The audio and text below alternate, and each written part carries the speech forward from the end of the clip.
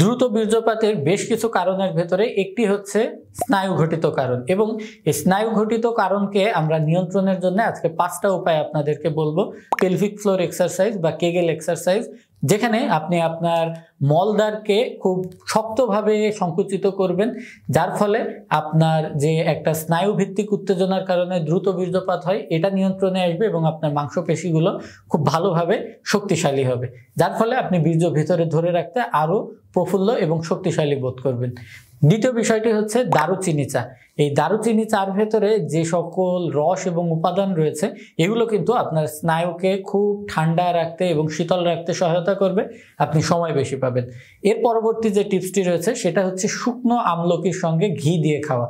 এর ভেতরে প্রচুর পরিমাণে অ্যান্টিঅক্সিডেন্ট থাকে, যেগুলো আপনার স্নায়ু ভিত্তিক ড্যামেজকে নিয়ন্ত্রণ করবে এবং আপনার স্নায়ুকে আরো শক্তিশালী করে তুলবে সময় বৃদ্ধির জন্য।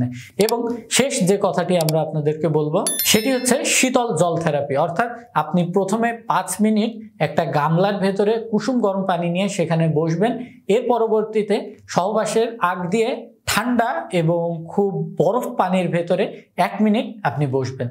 এতে কিন্তু আপনার স্নায়ুর ভেতরে যে অতিরিক্ত সংবেদনশীলতা আছে সেটা একেবারেই চলে যাবে এবং কোনো রকম টাকা পয়সা খরচ করা ছাড়াই কিন্তু আপনি সময় বেশি পাবেন।